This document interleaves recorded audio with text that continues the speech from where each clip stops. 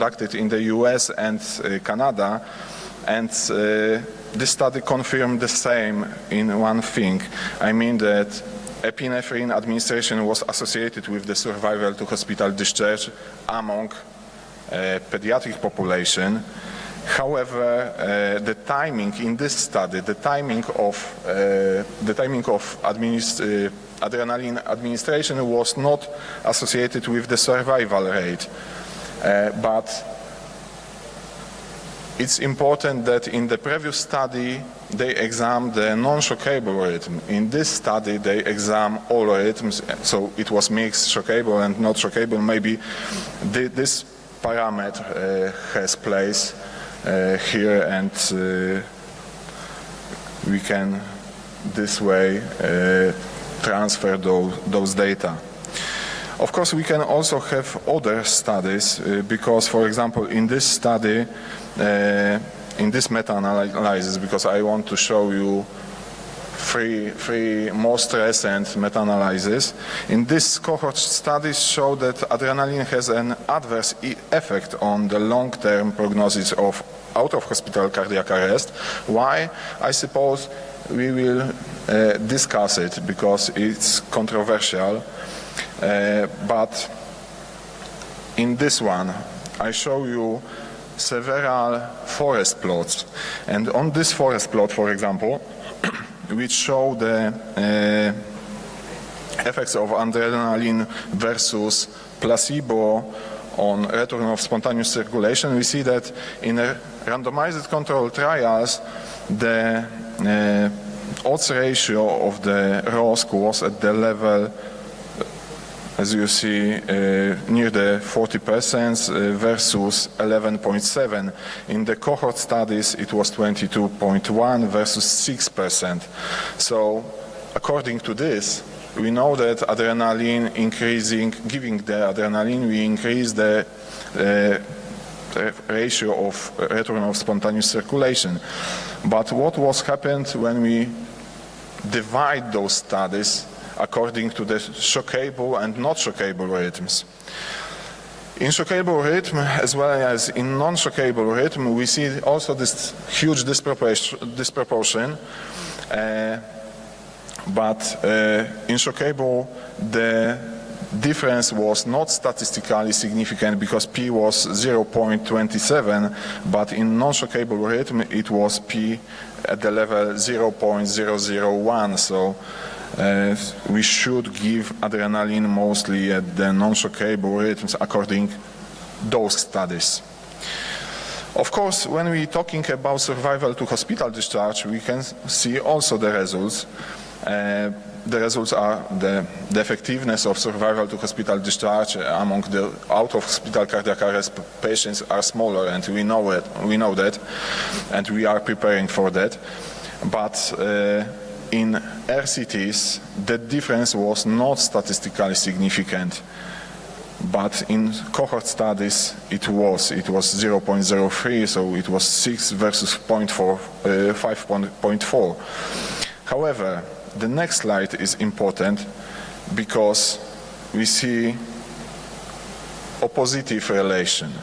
Because here, when we're talking about survival to hospital discharge, we see that the much more patients survive when the adrenaline was not given, because when was given, only 16% survived to hospital discharge versus 28.6 when the adrenaline was not given.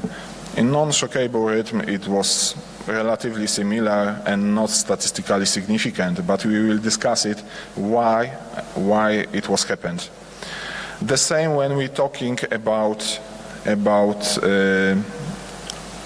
giving the adrenaline, the effect of adrenaline on the survival to hospital discharge with good neurological outcome. We see that this disproportions, especially in the RCT studies, was not statistically significantly because it was 0.25, it was 2.2 versus 1.9 respectively percent. In cohort study we see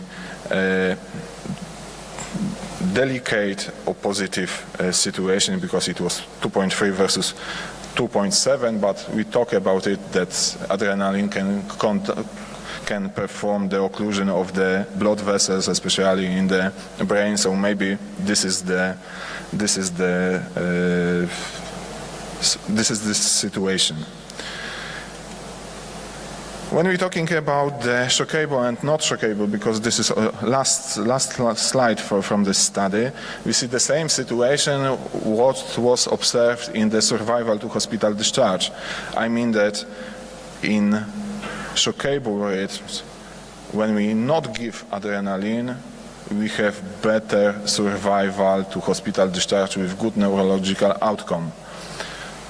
How we can translate those data? We know that the most important thing when we have some articles, when we have some trials, is the preparation of this article, is the methodology of those articles. And when we see, for example, here we see only 2 randomized control trials and other are non-randomized. So in the future, when we want to see current really good quality data, we should perform really nice multi-center international study focusing on the effectiveness and safety of the adrenaline. Other way, we will be as a child in the fog, because we see totally different situation in the RCTs, totally different situation in non-RCTs, because in RCTs we know that we should measure some points from time to time. We have the current protocol, but from the non-randomized we even don't know how long the resuscitation period taken, how many doses of adrenaline was placed, what was the delay of the adrenaline given from the EMS arrival, etc., etc. So we have many questions in the non-randomized trials, so we should focus on it, and in the future we should focus mostly on randomized trials. This is actually the results of our meta-analysis focusing on pediatric cardiac arrest, and in this, for example, we see that of course when we're talking about out-of-hospital cardiac arrest, we should give the adrenaline, because the survival to hospital discharge was much more better when we give adrenaline, but in, for example, out-of-hospital cardiac arrest, the situation was totally opposite. But as you see, the number of publications are also small, so we cannot perform, for example, in this situation, some additional subgroup analysis, because we cannot do this. For do this, we need some extra publications, we need to create some really nice databases with those data of those patients. So I suppose this is the future, what we need to do.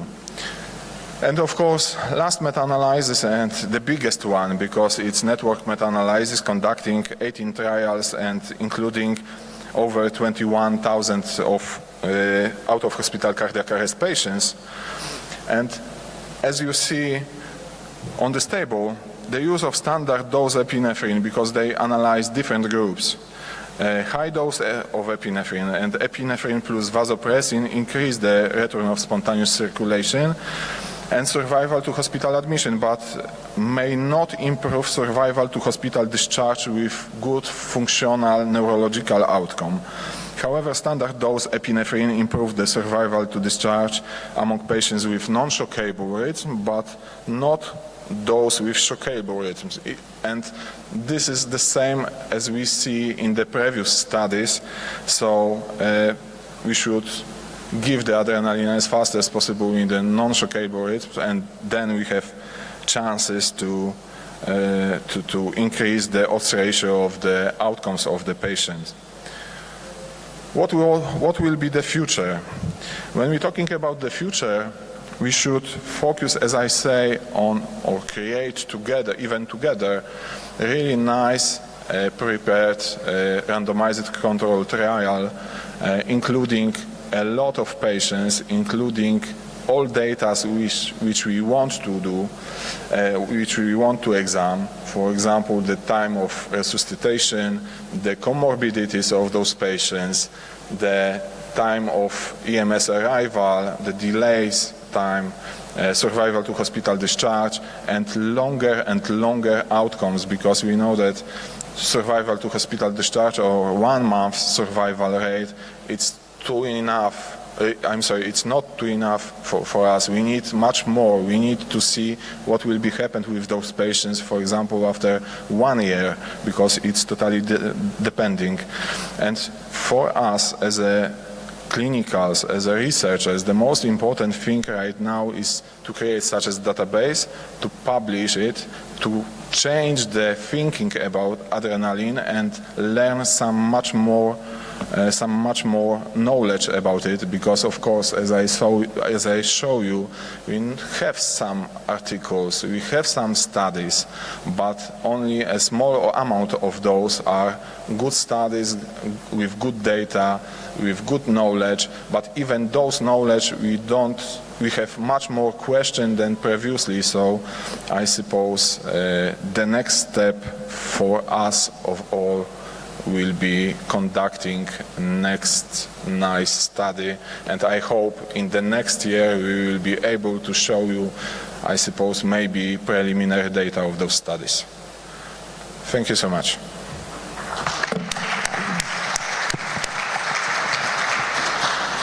Fantastic talk, Dr. Luspek. And I think the idea of epinephrine trial is very, very important. I think that will redefine the utility, because in resuscitation, whatever we have is a lot of anecdotal data, and RCT is very, very mandated. So I think what we'll do is we'll go through all the lectures and then we'll open the forum for discussion and questions after the session is over, if that is okay with all the speakers. Okay, thank you so much. Yeah, thank you, Dr. Luspek. Thank you very much. Thank you very much. And I want to invite my old friend from New Zealand, Dr. Bradley Pecker. His topic about simulation resuscitation.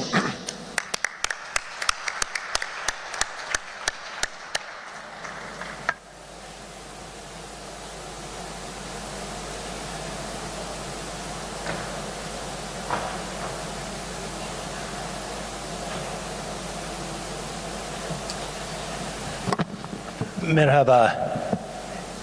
Kia ora, tenakoto, kotoa. And that's just a traditional Maori, which is the indigenous people of New Zealand's greeting. I was asked to talk a little bit about simulation and resuscitation. And I think what I'd like to do is bring it to you from the angle of that, yeah, maybe we should do it, or should we do it? And do we need the investment to do it? So I'm going to go through that, and hopefully at the end of this talk, I've maybe planted some seeds in your head.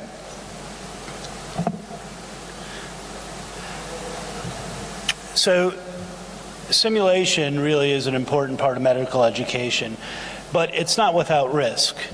What happens in the sim lab stays in the sim lab. That's fair. Because when people do simulation, they are putting themselves at risk. They're exposing themselves to make mistakes, errors, criticisms potentially, and it can get quite uncomfortable when you're debriefing very high acuity events. So what we ask is that you check your egos at the door and remember that there's always more than one way to do things. This is not the way I'd like you to do it, and this is really what this lecture is about, and trying to prevent you from doing this sort of thing. So I'm going to talk a little bit about what it is and why do we do it, why should you do it, why don't we do it, and how do we do it. So I'm going to start off with a definition about teamwork, and this is from Eduardo Salas, who's a industrial psychologist at the University of, or Florida State University, back in the early 90s. And I think this is probably the most worthwhile explanation. Is a teamwork is a collaborative effort, a group to achieve a common goal, to complete a task in an effective and efficient way, seen within the framework of a team, which is a group of interdependent individuals who work together towards a common goal. That sounds reasonable, I think, and I think that's really what we're trying to do. So we'll start with what is it that we actually do. So who do you actually train with? When you do resuscitation, who do you train with? Do you train with a bunch of doctors, or do you train with your nurses? Do you train with students? Do you train with the orderlies? Do you train with other ancillary staff? How often do you do it? What is actually your focus? What are you actually trying to learn? And I think at the end of the day, you have to ask yourself what you're doing, and does it actually make sense? So interprofessional training, some of you may be familiar with that term. Interprofessional is not intra-professional. Intra-professional is a bunch of doctors just practicing, or just a bunch of nurses. Interprofessional training means that everybody who actually will be in the resuscitation is actually taking part and doing it. So I've listed a couple of studies, one of them is mine, and what studies have shown is that when you do practice and you do interprofessional training, it increases performance of the team, increases morale, it increases satisfaction of the providers in their job, it increases communication and collaboration on many different outcome scales, and ultimately this is what actually helps increase outcomes. So we've just heard a talk about epinephrine, and that's really important, but I think if the team doesn't work, you're not going to get anywhere. And so it's great to get that technical knowledge, but I think this is the next step, and this is how you make it work, and that's what we continue to talk about. So the nature of what we do is very different from other operating teams within the hospital. All of our teams are what we call rolling teams, right? So you have a cardiac arrest or a trauma code or a medical or surgical code within the emergency department, and the teams are ad hoc. Who knows is going to show up? It's not always the same people, and you don't necessarily know who they are or what their skill levels is, and that's very difficult to assess when they show up and try to figure out in the heat of the battle, trying to figure out what's going on. And then of course, there's always the staggered presentations. When do people show up to the code? The anesthesiologist comes when they can, the surgeon may or may not be there, the ICU doctor may or may not be around. And so how do you then incorporate someone who doesn't really have all that knowledge into a team that's actually working at the moment? And so that is a skill that needs to be practiced and learned. So what I'm talking about are non-technical terms. The technical terms was the last lecture. This is more of the non-technical stuff. And this is communication. And when we talk about communication, we're thinking about things like leadership. How do you lead effectively? Active listening. The term active listening means that when someone speaks to you, you know that they know that you understood what they've said. So that can be circular communication, that can be facial gestures, body language, any different means of doing it. That is an important skill, and that's something that, again, needs to be practiced. There's also the concept of active followership. Active followership within a working team promotes people to actually speak up and give their opinions and do what they think should be done. And incorporating that into a functioning team is likewise a practicable skill and difficult to master. Who hasn't negotiated in a resuscitation? As I started to say, there are more than one ways to do things. How do you figure out what the best way to go is, and how do you do it so you can move the team forward and continue with the resuscitation without alienating any of your team members? De-escalation is also an important part of this. When a member of your team is escalated and not functioning very well, how do you get them back into the fold and get them to start practicing and working with you? One of the most difficult things you might find as a leader is task delegation. How do you give up authority? How do you give up that power? That's really important, and again, that is a skill that needs to be practiced. We'll talk a little bit in a second about crisis resource management or stress management. All these situations are very stressful. And the last term there is graded escalation. And graded escalation means when one member of the team sees that there's something wrong and they point it out and it's not listened to, how do you step that up and how do you increase your opposition to what they're doing, and how do you do that in a polite way? And this is something that can be practiced again. And I ask you to think about who has been in a resuscitation where there wasn't civility. Civility is probably one of the most important things that we can, and again, that should be practiced. So critical resource management, or some of you may have heard it as crisis resource management, composed really of four things, and this is from the aviation industry. And it's divided into tasks, the individual aspects of the person, the team characteristics, and then interruptions that you have in it. Now, I'm not going to read these, but you can take a look at these. And if you think about all these different aspects of what goes into a team performance, those are all different things that you could potentially work on or take in a simulation and figure out how to address that and make your team function better. So these are some crisis resource management principles that we use, and I'm going to show you a framework at the end of how we decide, and these are what we use as our learning outcomes. And though they seem like very small things, they're actually quite important and can add lots of value to your resuscitation. So I'm going to move on to why we team train. So this is the concept of practice how you play. Now, I know everybody here is really excited about New Zealand and South Africa and the World Cup rugby tonight. Go All Blacks? Yeah? No? All right. It's Australian football. Really, what we're talking about is increasing your performance, developing habits that make a team function well. Talk about the processes and things that make a system or a resuscitation go well, and to create a culture that actually is beneficial for patient outcomes, and test your systems to make sure that those systems are actually working and will increase your outcomes. So let me ask you, when you think about team training, is this what your team looks like? Can you play the video, please?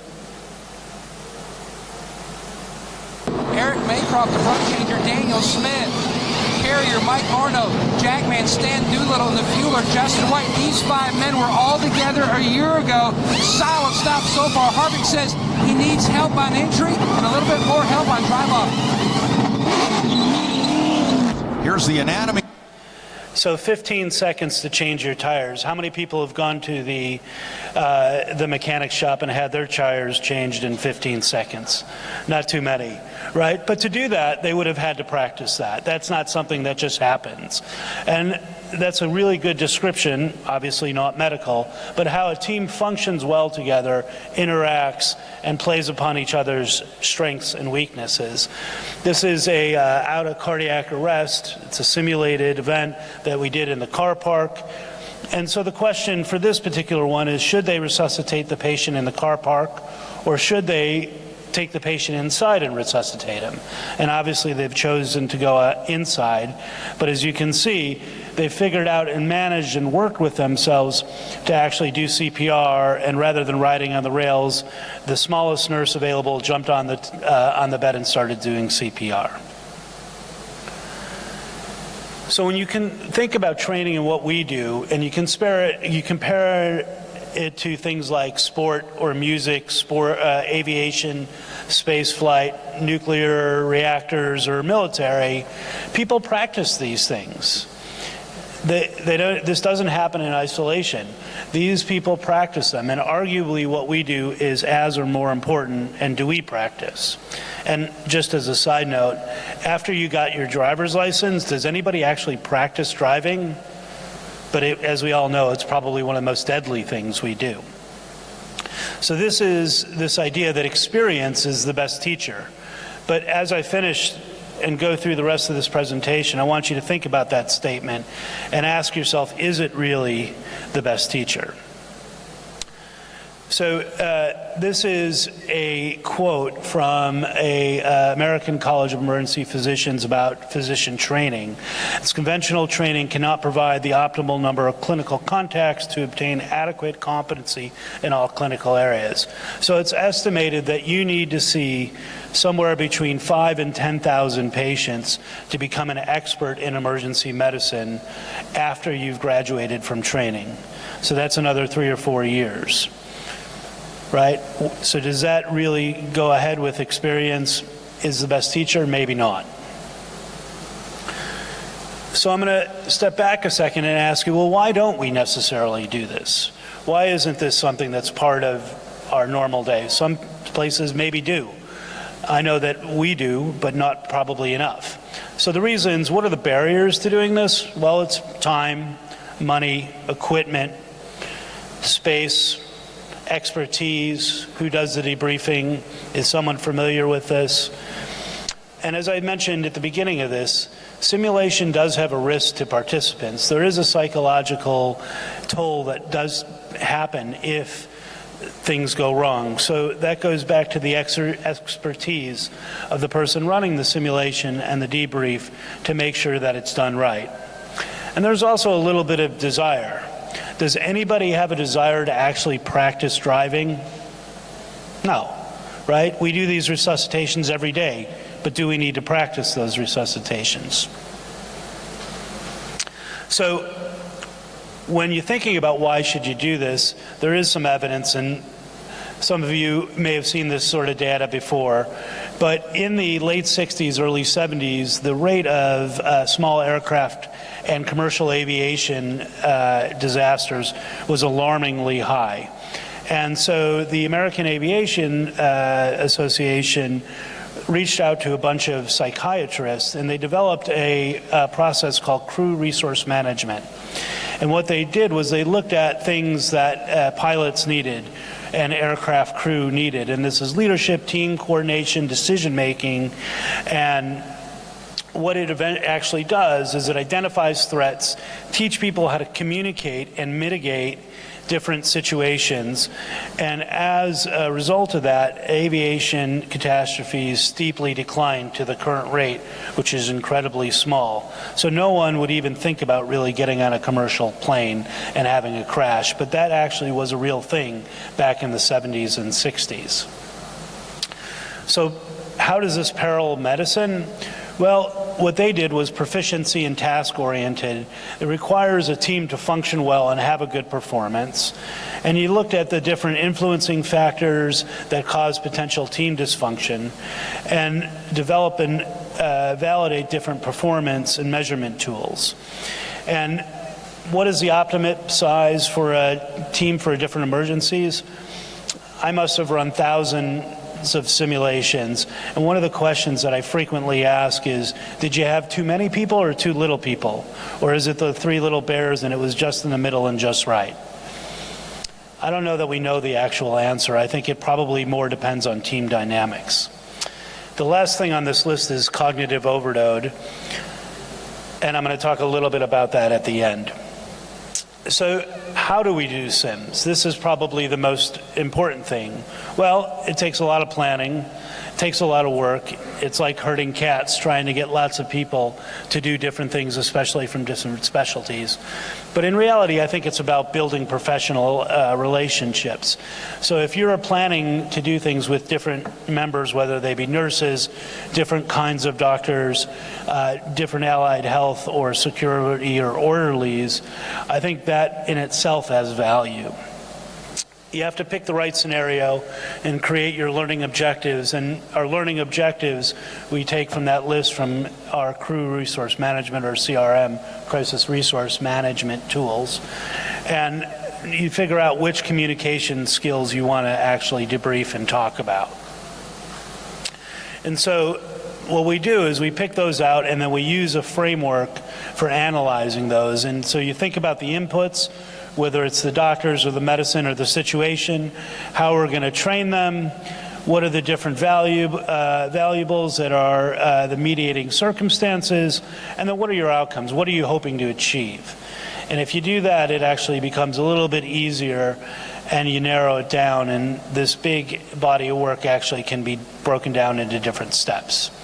So this is an example of this. This is a study I did a couple years ago where we looked at, should doctors actually be running codes? These are cardiac arrests. And what we did was we had this idea of cognitive offload where the nurses would run the code, the nurses would call out the drugs, the nurses would do the timing. That left the doctor free to do an ultrasound, to talk to the family, to look in the clinical notes to figure out if we should terminate resuscitation, to figure out if there's an actual cure, something that can reverse it, whether they need to go to cath lab, whatever it is. And so what we found is that it actually worked. And after doing cardiac arrest for 20 years and the past 5 years doing it like this, I can't imagine doing it any other way. So EDAM, Emergency Department Arrest Management, and this is on all of our code trolleys, as you can see here. And it has the list of what the doctor's responsibilities are and what the nurse's responsibilities are. And in the middle shows what the shared responsibilities. And what we found is that the objectives that we picked were looking at teamwork in general, looking at communication, promoted active questioning or active followership, adherence to our current ACLS algorithm, this idea of the cognitive offload, and also cognitive shared decision making, which I think is a really important aspect of any code. We used focused debriefing, and so we addressed any technical issues. If there was an elephant in the room, if someone gave the wrong dose of adrenaline or a cardiac drug, or if they didn't shock at the appropriate time. But the vast majority of it was spent on exploring learning objectives and making sure that those were met and understanding what those goals were. So I'm going to shift a little bit and finish up with a little bit about systems. Now, systems are how things work. Are things where they're supposed to be? Are the right people in the right roles? These sort of things. And what we looked at, this is really good for things that involve lots of different working parts. So whether you're giving a mass transfusion, looking at mass casualty incidents, or specific or obscure injuries and exposures, these are really good ways to do this. Other ways are when you have other things that are systems-based simulations, or when you have multiple specialties or specialties that are not used to being in the emergency department. So what you're looking at here is a simulation of a perimortem C-section. So the guy who's wearing a tie there is a consultant obstetrician with the emergency physician at the head of the airway and the neonatologist with the black sleeve reaching in there. And so this is an uncommon event in the emergency department, but how do you plan for it? And you don't necessarily have to plan for it as much as you have to have the team actually working together to make sense. So what we're talking about is an integrated healthcare system, and there are 6 basic things that make this work. And so is it safe? So safe for the staff, but also the patient. And is it providing the care that it's designed to do? Is it effective? Does it work? So is it right care, right time? Does it really do what we want it to do? Is it patient-centered? Is it timely? Is it efficient, right? Avoiding waste, and that is really important in what we do. And is it equitable? Does it make sense? So I'm going to leave you with this idea of the simulation center and what actually this can do for you. And this is sort of the grand hypothesis of simulation in resuscitation, is that you're putting the patient and the process together, and does it actually improve outcome? So this was I'm going to end with a quick story, and this is about processes. I was walking to get a cup of coffee, and one of the medical consultants saw me and said, "Hey, look, we've got a little problem in our medical ward." And this was a young, healthy psychiatric patient that was admitted for pneumonia, who decided he wanted to kill himself by cutting his wrist in a locked bathroom. So by the time we were able to get the door off to the bathroom, and the patient was very combative, and we had to do a delayed sequence intubation, which I'm sure everybody is familiar with, where we would knock him down with ketamine so we could actually pre-oxygenate him and then go ahead and fully intubate him and resuscitate him. That's not something, you wouldn't plan a simulation like this. This isn't something that happens every day. This isn't something that's going to be part of your regular curriculum. But the way this would work was that you'd have a team that could function and people that could communicate and actually understand what the needs and what wants of different members of the team. So experience is a great teacher, but it comes at a very high price. Thank you. Thank you very much, Dr. Brett. We will take question later in this open discussion. Please. Thank you, Dr. Peckler. So I must remind the audience, I want to tell a story. Dr. Peckler was one of the earliest leaders in simulation way back in 2002 when simulation just started picking up in the world. And he was one of the earliest leaders. In fact, I was trained by Dr. Peckler. I was my faculty and I was his resident about 20 years ago when simulation just started. And today we see the world of simulation developing. So this session is uniquely designed, and you see clinical research in terms of epinephrine, you see resuscitation teamwork in terms of simulation, and we have a fantastic talk from Dr. Gajewski, who is one of the world leaders and research opinion experts in simulation, in resuscitation, and he's going to speak on ECMO. Dr. Gajewski, please. Thank you very much. Great. Thank you so much, and I really appreciate the invitation and the hospitality here in Turkey. And I've been involved in WASM for quite a while, and it's been wonderful to see how things have developed and become more of a pan-world conference instead of just India and the United States, and really love to see that. I was asked to talk about ECMO, too big a topic, so I thought I'd keep it just for ECMO for cardiac arrest, which fits in with the epinephrine topic and with simulation. So really, this is a question of what's the status of research on using ECMO as part of CPR, and this concept of people in refractory ventricular fibrillation who are really too healthy to die, but how do we salvage these people? Several disclosures for consulting and speaking and membership and NIH grants. So this is a room where you might put someone on ECMO in an emergency department. This is actually in Osaka, Japan, where they have a out-of-hospital cardiac arrest protocol that specifically says if the person's in refractory ventricular fibrillation and they haven't had return of spontaneous circulation after 3 doses of epinephrine, that you transport them to an ECMO-capable hospital. So in this room at this hospital, you could intubate the person, do an echo, put them on ECMO, and then you'd move the patient down the hallway to the cath lab.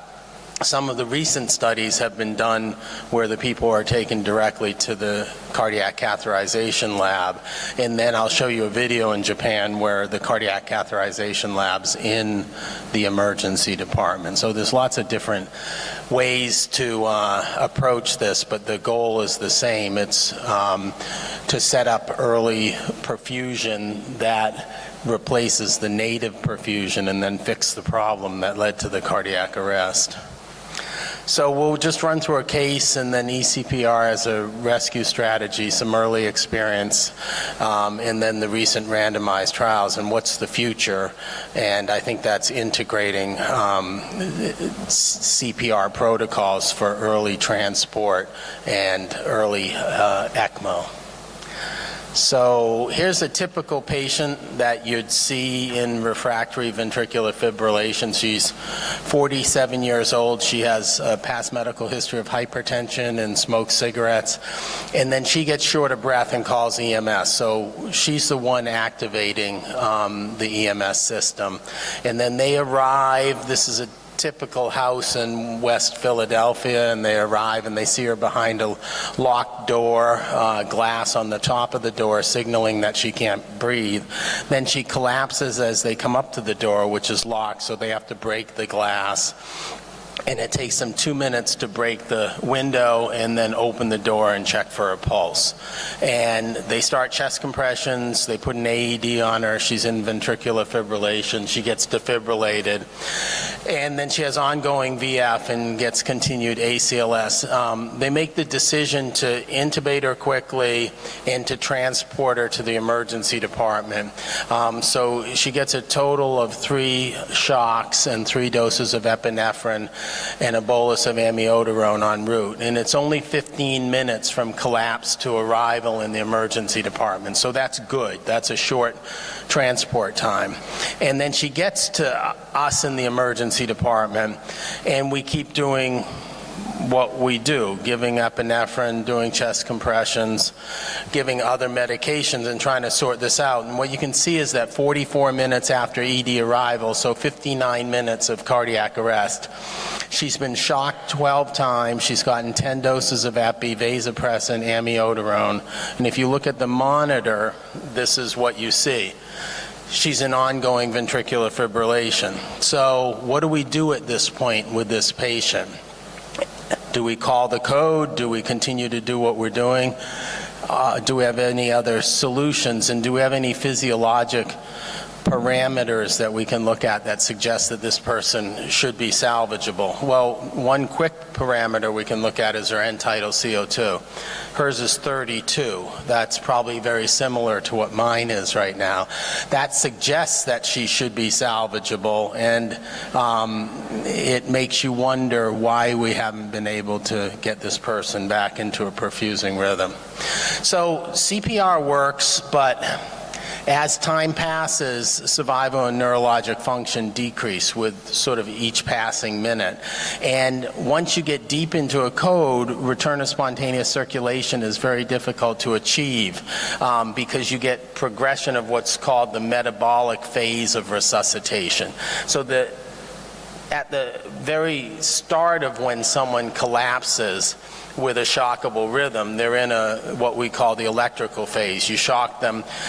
Within the first couple minutes, there should be a good chance that they come back, and that's sort of the whole physiologic principle behind defibrillators that are implanted into patients. And then as that progresses, you also have to increase circulation, but after a period of time, you start to get changes to the cell membranes, you start to get lactic acidosis, and then you start to get low cardiac output, further ischemia, refractory VF, and a worsening metabolic phase, and it's very hard to get the person out of that. So you need to come up with other solutions. This is a paper that we published in Circulation in 2016. I'm a member of the Japanese Circulation Society's Resuscitation Science Division, so this is using the Utstein database for Japan, so the basic data entry format for cardiac arrests. And in Japan, every cardiac arrest gets entered into this database within 24 hours of transport. So it's a massive database that you can study things in. And if you look here, you're looking at the length of time for the pre-hospital resuscitation efforts, and then the percentage of patients or the number of patients that get return of spontaneous circulation and then have a favorable neurologic outcome at 1 month. And you can see that depending upon the rhythm that these patients have, it's 40 to 50 minutes of CPR to get 99% of your neurologically intact survivors. And you can see a big drop off in the curve right about here. So you're at about 20 minutes and you get up toward most of your survivors, and then you just get a few more, and you get some that get return of spontaneous circulation in the emergency department. So the real question here is, how can we move to a point where we use other strategies, and instead of having this curve level off, it can continue up and we can salvage people instead of just with epinephrine, chest compressions, intubation, other medications. We can continue to fix the problem that caused the cardiac arrest and get more survivors. That's the fundamental question we're asking.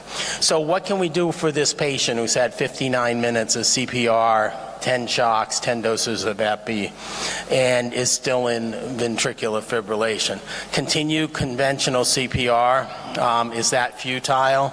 So people always say that Einstein said that doing the same thing over and over again is his definition of insanity. Einstein didn't actually say that, someone else did, but it's attributed to him, and I always think of him when I think of, are we doing the same thing over and over, and how's that going to help our patient?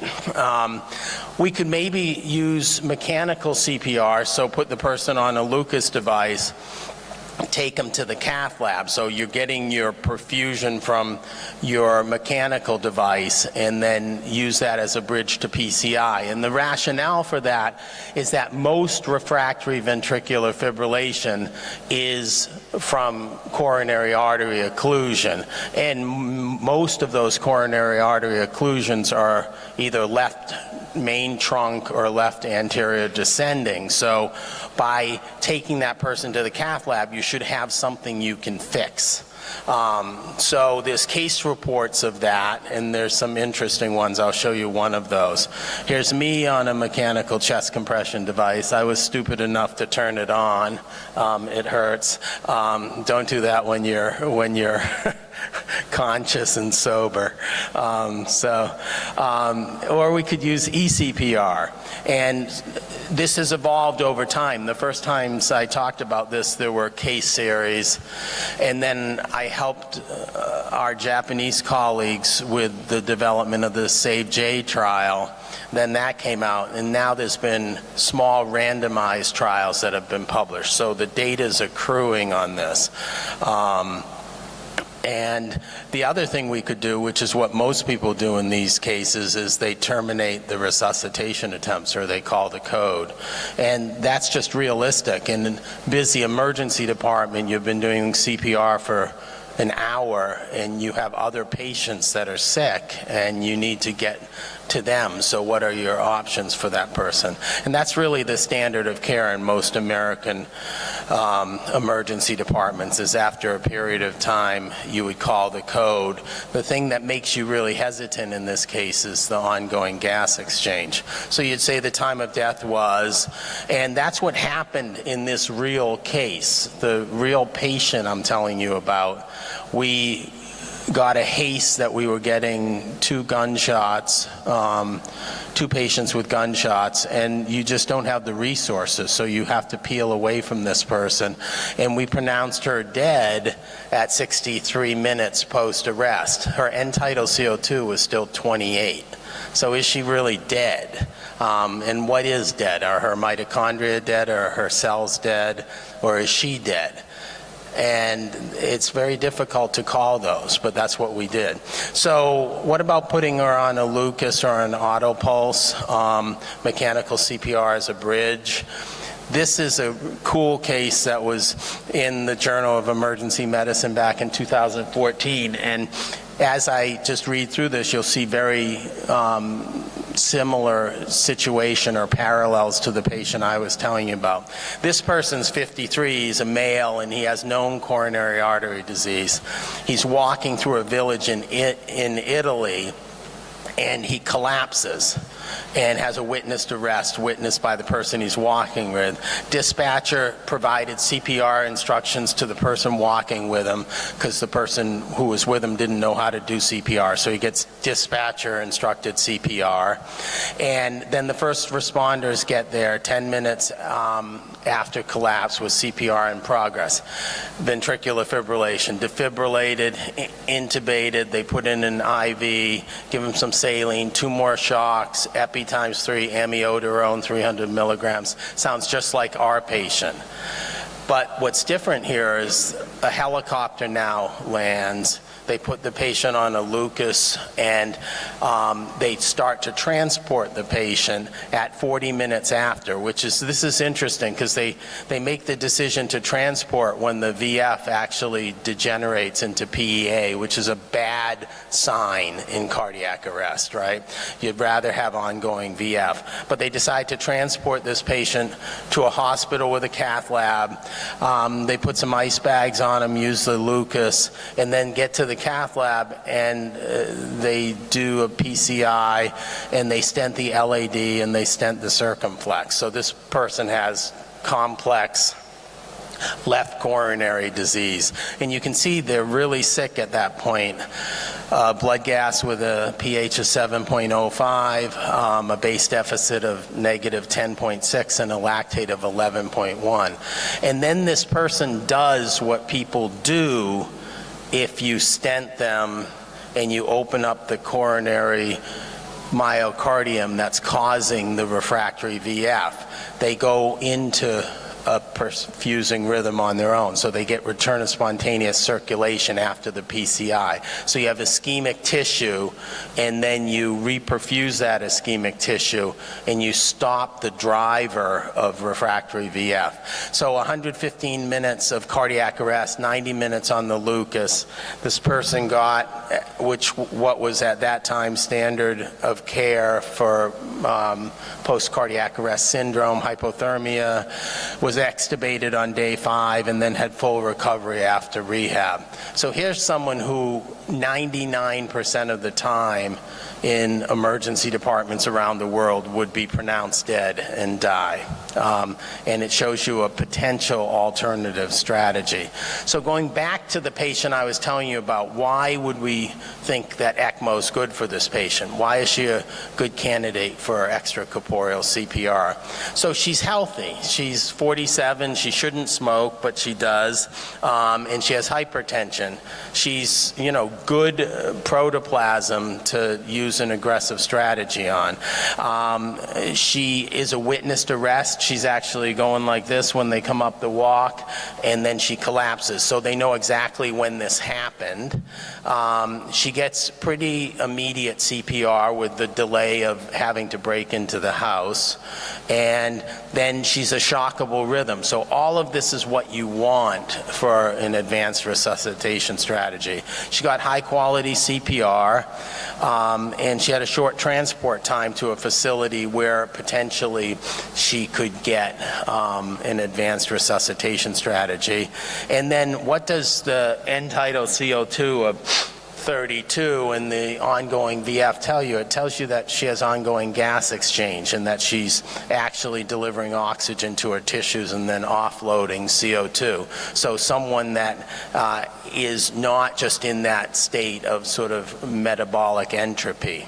So what is ECPR? We're going to put someone on ECMO in an emergency situation and use that as a bridge to treating the underlying cause of the arrest. A lot of this came out of Japan. The first people getting put on ECPR around the world were really in Japan, and it grew out of their experience. I mean, everyone thinks of Japan as, Tokyo and the big cities with Yokohama and stuff, but 90% of Japan's mountainous and lots of snow and a lot of environmental hypothermia. So the Japanese started using ECMO to warm people up who were in cardiac arrest with environmental hypothermia, And then they said, well, why don't we translate this to patients with cardiac arrest from a coronary cause? So the first big study was the SAVE-J trial, which came out in Resuscitation in 2014. And it's a really important study with also really important limitations. So if you look at this trial, it was not a randomized trial. It was a prospective observational study. And they had 26 programs that routinely used ECPR to treat refractory arrest and 20 programs that in general didn't. And right there you start to get into some of the problems with this study because there was crossover in the standard group. But the inclusion criteria were what we're talking about. Refractory VF, no return of spontaneous circulation after 15 minutes of ED-based CPR, so pre-hospital and then 15 more minutes in the ED. It didn't have to be witnessed if it was VF. The idea there is VF, and so whether someone sees it or not, if it's VF when someone gets there, it was VF when it started. And then an age range in less than 60 minutes of time prior to attempting putting the person on bypass. And this is what they found in the SAVE-J trial. Very little survival if you're in refractory VF, neurologically intact survival. This is 1 month good outcomes. If you just continue to do conventional CPR. If you put the person on bypass and then you explore their coronary arteries, 13.7% good survival. This is 50% of the survivors, so it was 25% survival, and then CPC 1 or 2 was half of that group. So it's promising, but there's a lot of difficulties with this study because of crossover and of some of the more potentially salvageable patients in the standard group. So it's not a randomized trial. Let's see if this will play. This is a quick look at what they do. So this is an emergency department in Japan. This is an out-of-hospital cardiac arrest that gets worked in the field with CPR, defibrillation, and then brought into the hospital. And this is the emergency department in the hospital there. You see it's 9 a.m. in the morning. This is downtown Tokyo.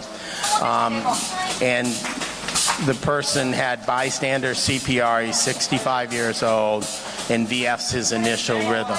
And so you can see a very old chest compression device here. And then after defibrillation, the third time, he goes into asystole, which is actually a bad prognostic indicator. So they're preparing the ECMO machine, and they're preparing the patient for cannulation.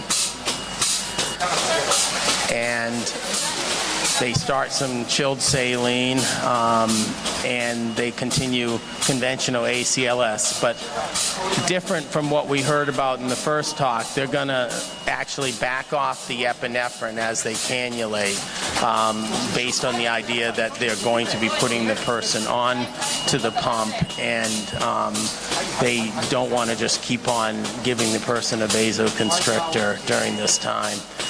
So these physicians are emergency physicians and interventional cardiologists, so they're cross-trained. They also, most of them are critical care trained as well. And so they're the ones doing the cannulation.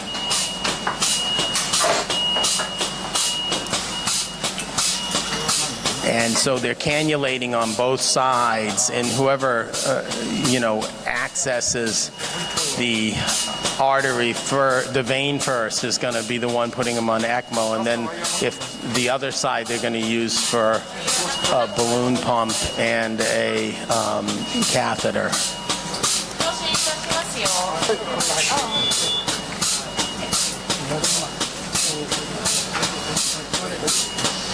And so you'll see the sequential dilators going in.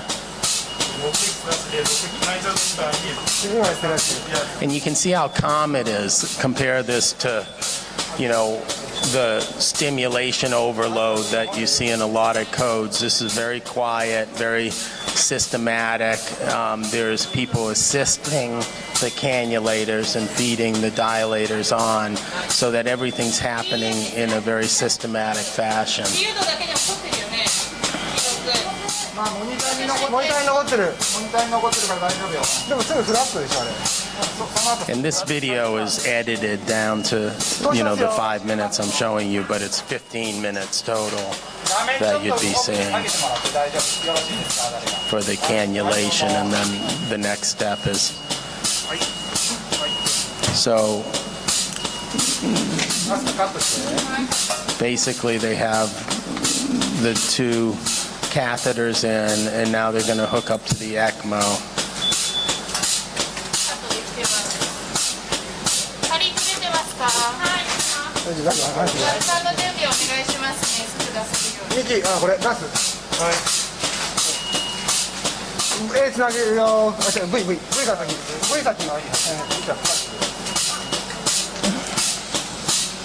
And then they're just making sure that there's no bubbles in the system as they hitch the catheter to the ECMO tubing.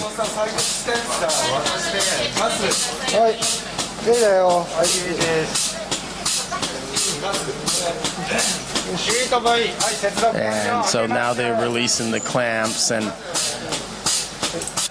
so now you 15 minutes after arrival in the emergency department, the person has mechanical circulation. You can hear that the chest compression device is still going. So even though the ECMO is starting to run, they're keeping that going, and then they'll shut that off once the balloon pump is actually functional. And what you often see in this scenario, so you see good flow here, 4.6 liters of flow on the ECMO, and then once you get that good flow and you're giving blood flow to the coronary arteries again, the person will often start to fibrillate. And so here they're putting in the intra-aortic balloon pump, and so 22 minutes after ED arrival, the patient has ECMO and a balloon pump. And now what they're going to actually do here, you'll see this in one sec. So there he goes from asystole back into VF. And they're not going to shock that. They're just going to let it go, and it usually will convert to a normal sinus. So now they're going into the arterial side of the ECMO circuit, and they're going to use that access to the arterial side to do a coronary angiography. And then when they're done, they'll take that access and they'll hitch it down distally into the artery so they perfuse the leg. So they're going to use that as well. And we're almost done here.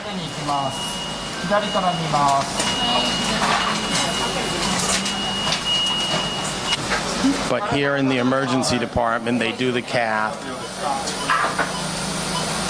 and they find a blockage in the LAD, and they're putting a stent in it. So this is about 40 minutes of total emergency department time, where the patient gets put on ECMO, balloon pump, cath, stent, and so you've compressed down all this time, and you've restored perfusion, and you've fixed the problem with the coronary artery. Now you have to fix the patient after that. So let's just end by going through the most recent iterations of this approach that we've seen published in the literature. Dr. Yiannopoulos at the University of Minnesota has really been driving a lot of this in the U.S. With both basic science research and sequential studies of this. And he's an interventional cardiologist there. So this was their first study they published in JAHA in 2016. So they started this out-of-hospital protocol for refractory VF, and then used a Lucas device and took these patients to the cath lab, where they did some ultrasound to assess the whether the artery and veins, femoral artery and veins were amenable to being cannulated for ECMO. And if they were, they'd put them on ECMO, do angiography, and then PCI as needed. And then if they got return to spontaneous circulation with that strategy, treat them with targeted temperature management and post-cardiac arrest care. So 27 patients transported, 18 met inclusion criteria. 83% of them were put on ECMO, 67% needed PCI, and 55% survived to discharge, with 50% of the total, 9 out of 18, with good neurologic outcome. So this suggested that a very organized approach to this could improve outcomes significantly. Then they followed up with a larger database of the same patients plus more compared to historic controls. So here is the group we were just talking about, ECMO, PCI, post-arrest care, and then they compared them to similar patients who either did or did not get ROSC using standard therapy. And you can see 45% survival to hospital discharge in the aggressive strategy and 15% in the standard therapy group. So this data led them to do the ARREST trial, which was published in Lancet back in 2020. And this was funded by the NHLBI, the National Heart, Lung, and Blood Institute at the NIH in the US, and was basically the same strategy: identify patients pre-hospital, transport them through the ED to the cath lab, put them on ECMO, or continue conventional CPR. And this is a complicated study to read into, because you'll see there's only 15 patients in each group. And you say, why did they do the study that way? And what you can see is there's 6 survivors in the ECMO group and 1 survivor in the other group. And this is the Kaplan-Meier curve of that survival. So what happened with this study is that the NHLBI's Data Safety Monitoring Board stopped this study early for efficacy. And to me, that's crazy, because you've at that point randomized 30 patients. The trial was supposed to have this adaptive randomization, so you'd end up with 2 people in the ECPR group for every 1 in the standard therapy group, but it started out with a 1-to-1 approach. And so there's this massive fragility index in this study where there's 6 survivors versus 1 survivor. And that's not a study that you can base a whole international change in how we do cardiac arrest care on. So very important trial, but really limited by the way the Data Safety Monitoring Board thought this study should be analyzed at the first interim analysis. The other study we have is the Prague study. Very similar, single center adult witnessed out of hospital cardiac arrest, no return of spontaneous circulation, essentially the same interventional invasive strategy: mechanical CPR, intra-arrest transport, ECPR, and immediate coronary angiography and treatment, and then a standard therapy group. This trial was stopped early at the recommendation of the Data Safety Monitoring Board for futility, so the opposite reason. 256 patients were randomized, and the main analysis was based on survival to 180 days with good neurologic outcome. And you can see huge trend toward improved outcomes. 39 patients, 31.5% in the invasive strategy, 29 patients, 22% in the standard therapy group. So higher than Yiannopoulos' historic controls. And the odds ratio is 0.09. So big trend toward better outcomes, but probably an underpowered study that was stopped early because it's underpowered, so it can't reach significance by the end of the number of patients it was powered for. So to wrap that all up, I think the physiologic rationale for putting someone on ECMO during cardiac arrest and doing extracorporeal CPR is very sound. You need high quality CPR for salvage. Early cannulation may be another key. I showed you in the SAVE-J trial how it had to be under 60 minutes, and there's a lot of data that things really decline after that 60-minute period. There's case series and now single center reports that suggest a benefit, and as I just pointed out, the randomized trial data is mixed and affected by small sample size, interesting statistical approaches, but both show a suggestion of improvement. So the best data at present, and if you actually read the arrest trial in the Lancet article, it will say what's known until the trial's done, and then what do they suggest. Basically, Yiannopoulos and his colleagues said that right now we're at a point where specialized programs with clear protocols have the best success, that what we need is a multi-center trial, but that multi-center trial would require programs that got up to a certain baseline of therapy before you started the trial, because otherwise they're just learning how to do it while you do it. And if, like many huge international trials, you enroll 3 or 4 patients at each center while they're on the learning curve, you're not going to get any insight into what happens if you actually have expertise in this and then you start the trial. Time is of the essence, and we need more data from well-developed programs. This can be brought into the pre-hospital setting. This is from Regensburg, and this is an Audi sport wagon. That is their ECMO car that they take to out-of-hospital cardiac arrests in Regensburg, and they've published on their results from that as well. So thank you. I'll stop there.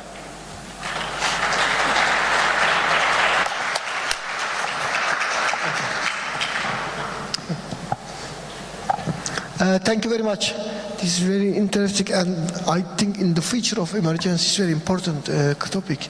And we have time for take question or comment. Yes. So we have all the 3 speakers. Thank you very much. Please. Ready to answer. Need there be any questions?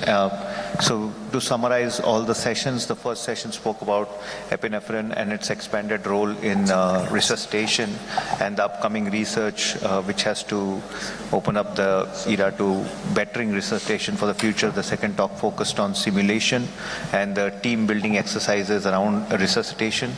And the third lecture spoke about ECMO and its role in resuscitation. 3 different and important aspects of resuscitation were covered in this session. So if there are any questions you could ask, please introduce yourself, where are you from, and address the question to the speaker. Can we have a traveling mic, please?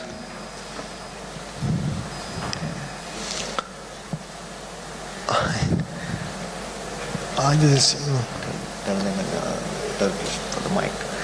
Any questions? Yes. The mic coming, please. Yes. Please introduce yourself and address the speaker. Okay, I want to ask the question to Dr. Lucas. Can we separate the patients for using epinephrine in traumatic and non-traumatic patients? Not traumatic arrests, sorry.